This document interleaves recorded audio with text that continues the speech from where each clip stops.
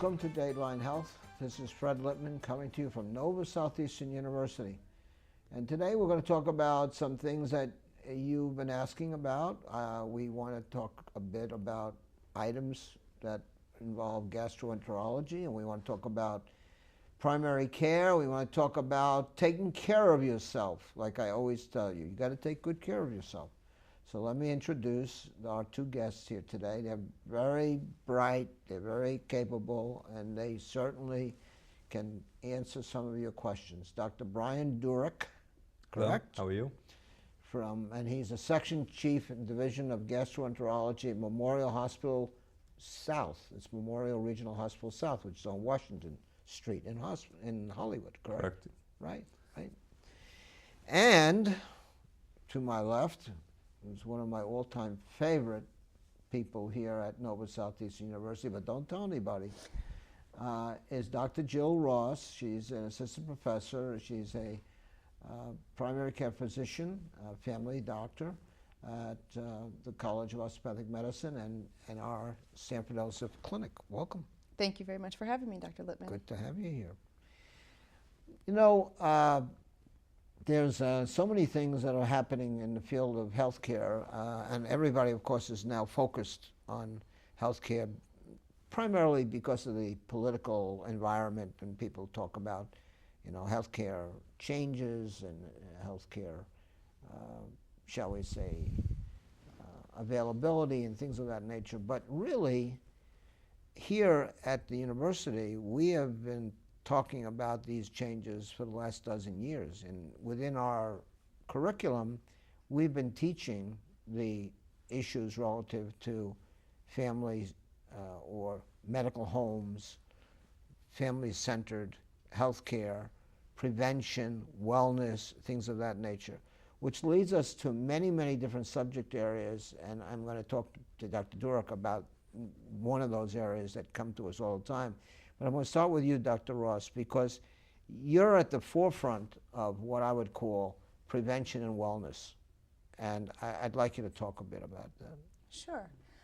I think that a lot of people underestimate the importance of prevention and of seeing their physician on a regular basis, even when they're not sick. There are a lot of recommendations for screening tests and immunizations and different ways of being healthy in terms of proper nutrition and exercising and even emotional health. And I don't think that people put a lot of emphasis on this and only go to the doctor when they're sick.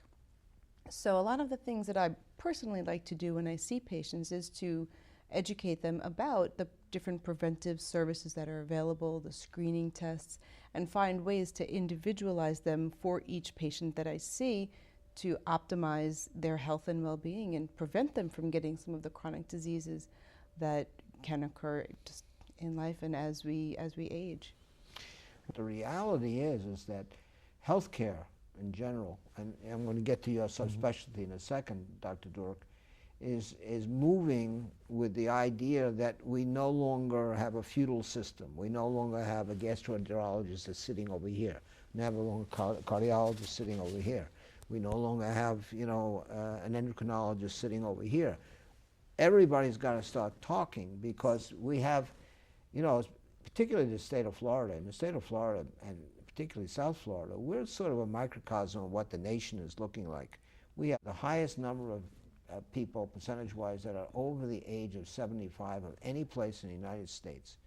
And we have a lot of people that want to live a good, productive, you know, happy, kind life, health-wise, so because they don't want to be sitting, you know, on their balconies or you know, or sitting in front of the television. But they need the advocacy of physicians to say to them, talk to me, communicate with me. Let me be part of making your life better. It isn't a matter of you coming to see me because I need your money.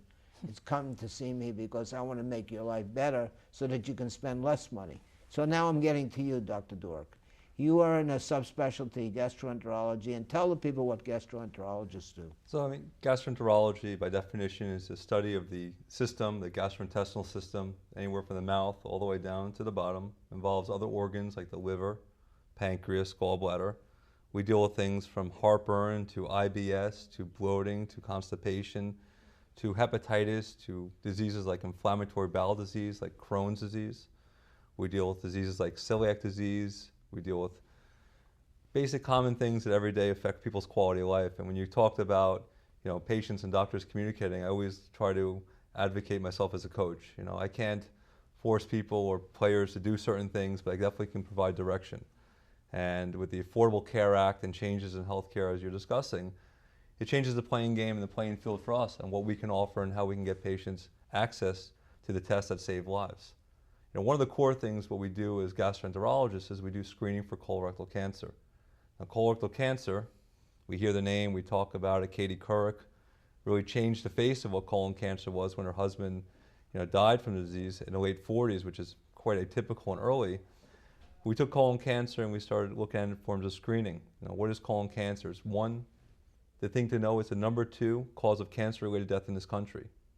Most importantly, when I say it's the number 2 cause of cancer-related death, it's preventable cancer, it's treatable if detected early, and this is really a beatable cancer by using screening methods that we have, namely a screening colonoscopy. Now, there's other ways to screen, there's other ways to be tested, but the gold standard is a screening colonoscopy. And I mentioned the Affordable Care Act. This is changing the face of access to screening. Patients at this point, under the insurances and the new healthcare laws, should be covered for screening with the concept of a no copay, no out-of-pocket cost for a screening colonoscopy, at least once up to every 10 years. So the face of medicine is changing, it's dynamic, it's constantly evolving. Dr. Ross and I are working closely in trying to increase screening rates here at NSU in the community. I'm very optimistic that we're going to see changes over the coming years. We're working very hard at it. And the most important thing is patient awareness and education.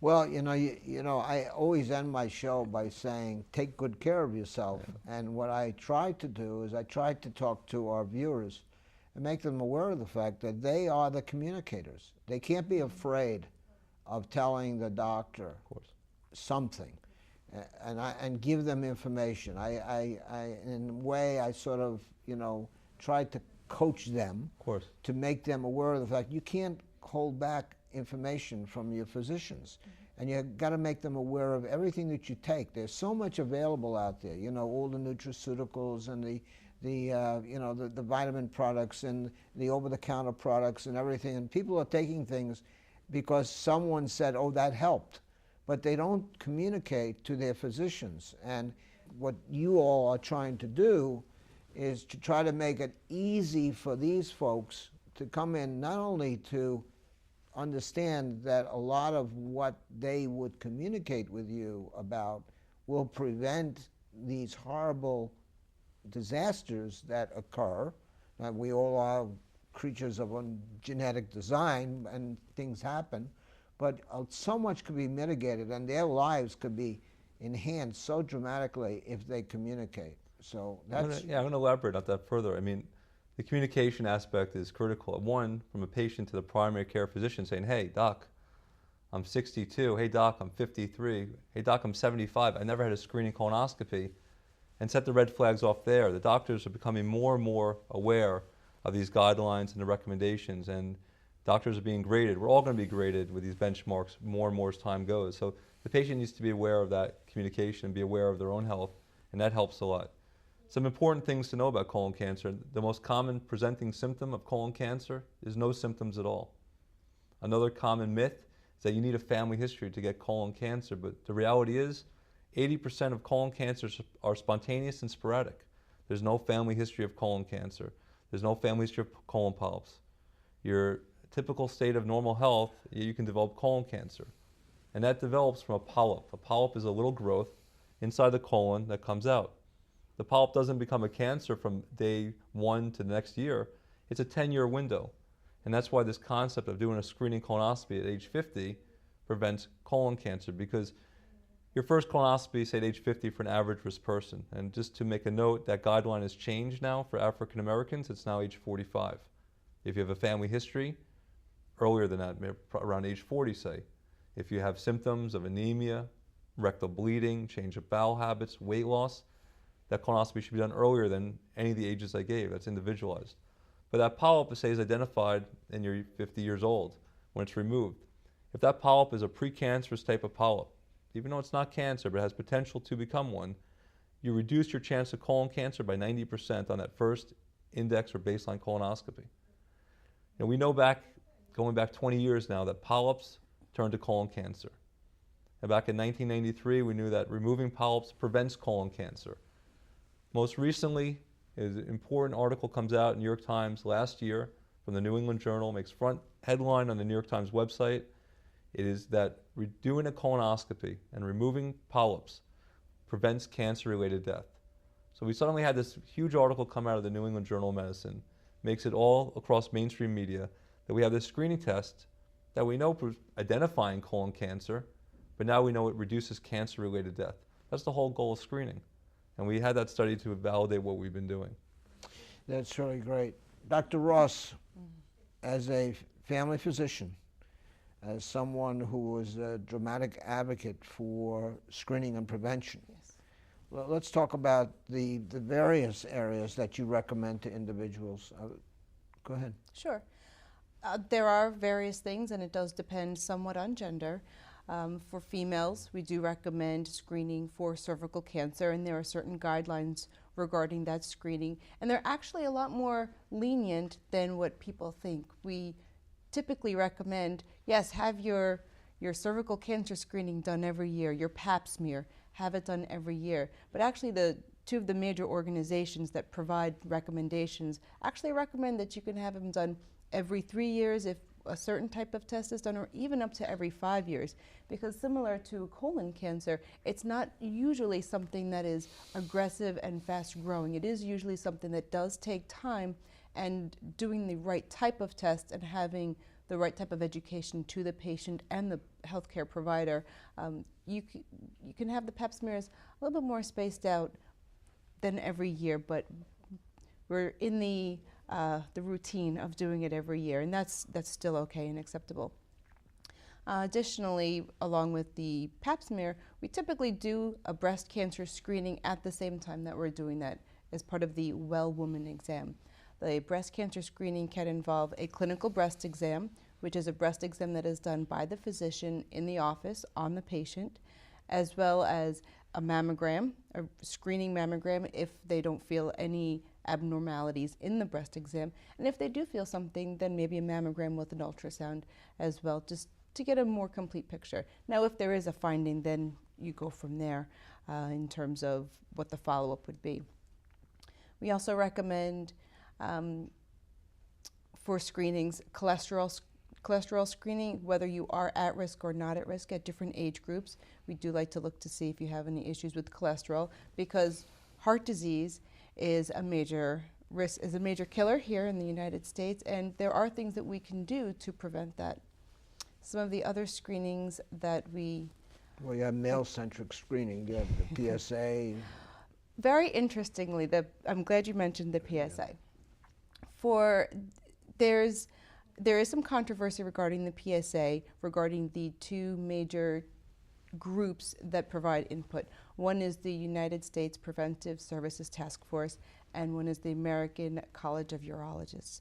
And the urologists, because this is their specialty, they believe that if you educate the patient about what the PSA is and what an abnormality of the test would include and what could occur if you went through with all of the tests and potential treatments for the prostate cancer, they recommend that you do the screening with the PSA. Now, what has been happening is that a lot of people have had abnormal prostate screening antigen tests that they've been elevated, and when they go through with additional testing, they are found to not have cancer, but the testing themselves or some of the treatments have had poor outcomes. And so the USPSTF has actually recommended against the testing, because they also weigh some of the financial impact that the testing has on the global society. So I think it's really, the PSA is really about proper education and doing it wisely. I do recommend, regardless of PSA, that a digital rectal exam is done on a male individual, whether they have symptoms or not. Symptoms of prostate cancer can include decrease in urinary stream, decrease in terms of the diameter or the force, incomplete emptying of the bladder, or incontinence.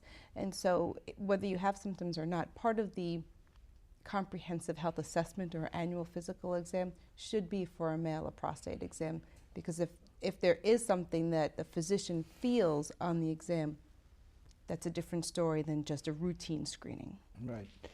Let me get to an item that our viewers, we get comments about this all the time, and I have a gastroenterologist in front of me, and that is GERD or reflux. We get so many comments about that, and you know, there's so many products out there that people have on these shelves, and somebody gets a relief. So let's talk about it. So I mean, GERD is a commonly used term, you know, stands for gastroesophageal or reflux disease, where actually you have irritation and erosion of the esophagus. When we talk about heartburn, is more of the symptom what people experience. So patients typically should come forward to their doctor and say, I'm having heartburn, not I'm having GERD, because by definition they're having a symptom of just burning. And what happens is there's a sphincter, a little muscle here called the lower esophageal sphincter, which is the space or the muscle between the esophagus or food pipe and the stomach, which is right below it. That sphincter can transiently or intermittently just relax on its own. And you get these transient relaxations allowing the food and acid juices here in the stomach to come back up. Hiatal hernias, common used word, common finding. All that means is your stomach is a little bit higher than the diaphragm here, causing a relaxation or loosening of that muscle. So a hiatal hernia, not a hernia like we have down in the inguinal canal or an abdominal wall hernia. It just means there's a little looseness of the sphincter there, causing acid to come up in reflux. Can acid reflux be a major problem? Long-term chronic reflux can cause precancerous changes. You may have heard the term Barrett's esophagus. That can develop into cancer of the esophagus. So the role of reflux typically is one, symptom control. There's lifestyle modifications. There are over-the-counter medications. There are prescription medications that are also now over-the-counter. But again, surgery typically I don't even recommend or go down that road, because most patients who have surgery or procedure for terrible reflux end up going back on the medication anyway. Our website, browardgi.com, which is created, there's a lot of free information that can be used. So on there, there's websites, on the website there's diets that can be downloaded, there's instructional videos explaining everything I'm talking about regarding colon cancer screening and even reflux and IBS. So again, browardgi.com, under patient diets and information. It's bilingual, and there's plenty of information and links to all the major GI websites and also the AMA, etc. But heartburn, very common, very manageable. If it's not being addressed or dealt with what you're doing at home, or the primary doctor is having trouble controlling it, come see us. We're a gastroenterologist. We have 9 locations. I'm right down the street. We work very closely with NSU. Our website's available, like I said. You call my office. If you need a referral, we'll direct you. If you speak to Dr. Ross or one of her colleagues, and they'll direct you if you need a referral or not. Again, access is one of the primary focuses for myself and our group as we go into this new generation or this new direction of medicine. Access, Dr. Ross and I have spoken very closely about it. It's something I believe very strongly in. I developed a screening program as a resident back in New York City for colon cancer screening. And I got to tell you, nothing is worse than myself or one of my colleagues doing a colonoscopy on a 57 or 58-year-old relatively healthy person when you find colon cancer. Because because I had mentioned a polyp to a cancer is about a 10-year window or 11-year window, that if we did a screening colonoscopy on this person at age 50, age 51, or age 52 for whatever reason, we would have prevented that cancer from being an active issue. Now, early detection of colon cancer, I mentioned before, is, I want to say curative, but it's definitely a much better situation than late. You have a 90% 5-year survival with early detection of colon cancer. When you have late stage, you're about 13%. So we're talking about a difference of a 90% 5-year survival to a 13% 5-year survival between early and late detection. The only way to detect early, the best way to detect early, is a screening colonoscopy. Let me ask you a question with reference to this screening occurs, all right?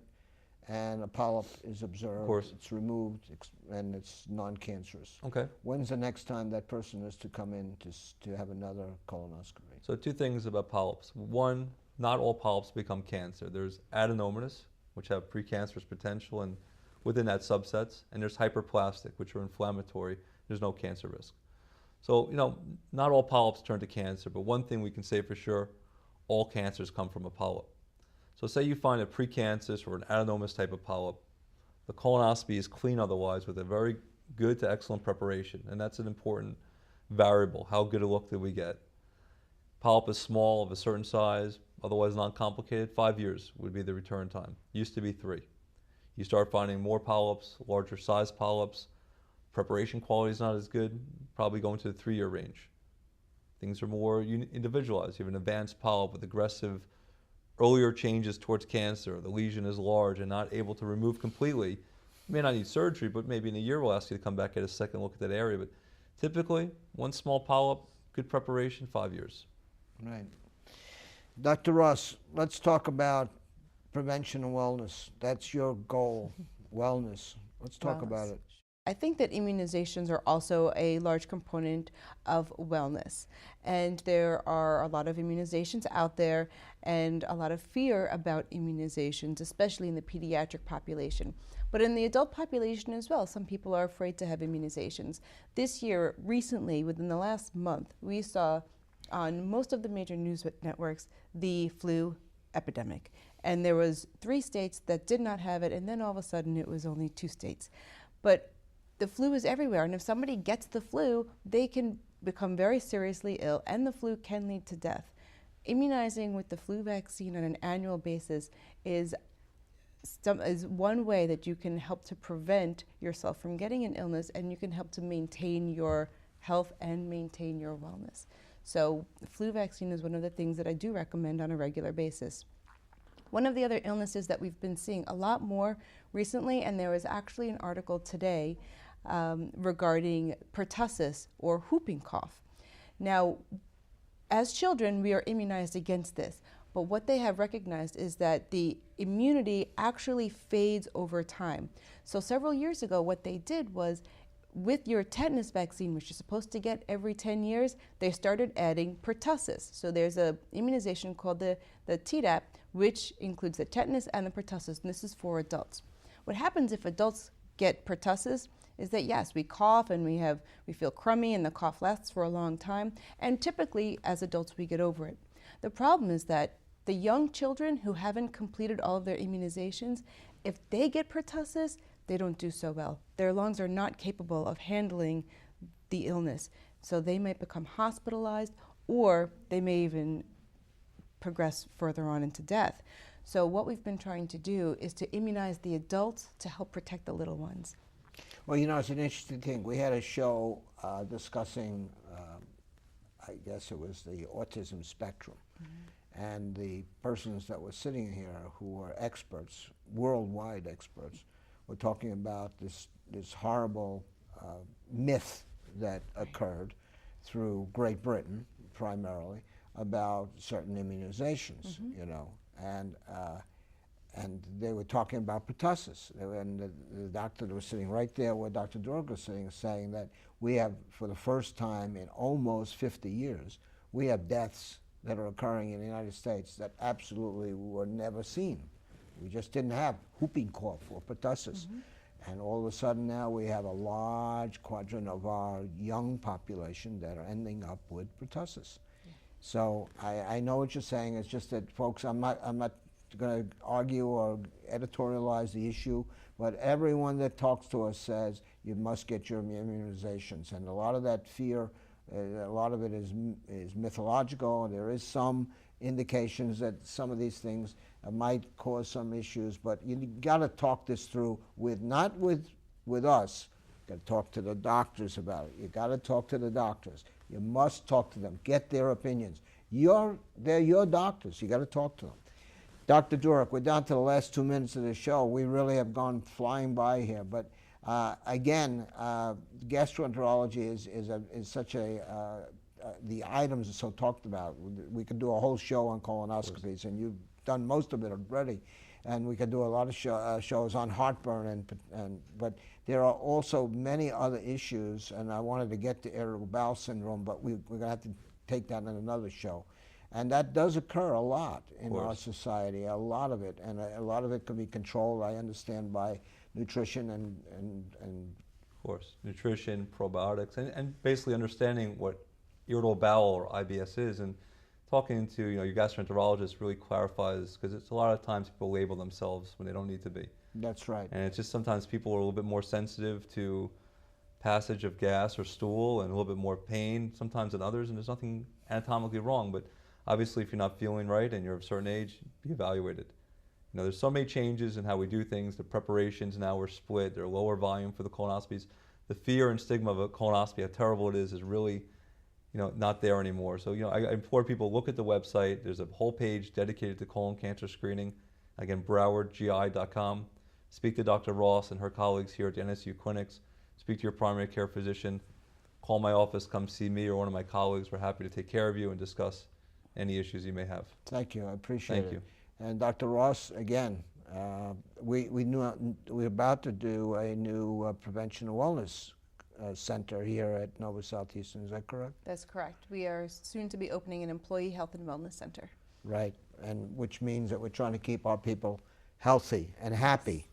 And you could be healthy and happy too if you would communicate with your doctors and try to keep yourself well. I mean, if you're down here and you're living in what I believe to be a wonderful place to live, and many of you are retirees and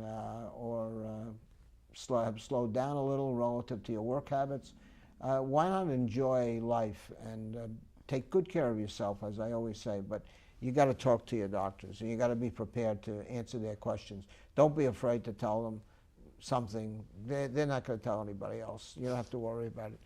So thank you, Dr. Brian Dooreck. You're the Section Chief of Division of Gastroenterology, Memorial Hospital, Regional South, which means it's a good place to go if you need to be, and you're with Broward GI. BrowardGI.com. Got it. Dr. Jill Ross, you're here at Nova Southeastern University, one of our preeminent family physicians, and a big advocate for prevention and wellness, and we appreciate you being here. Thank you both very, very much. Folks, we hope we answered some questions. There's some topics that you might want some additional information on. There's an email address here with a telephone number. All you have to do is just give us a call, give us an email. We'll get you the answers. I won't give them to you, but somebody else will. And I just hope that we've conditioned you to understand, as I always say to you, you got to take good care of yourself. And one of the great ways of taking good care of yourself is having these screenings and communicating with your physicians. They're trained, they're willing, their ability to help you is there, so take advantage of it. Remember, this program is called Dateline Health. We come to you from Nova Southeastern University. And until next time, this is Fred Lippman saying, see you.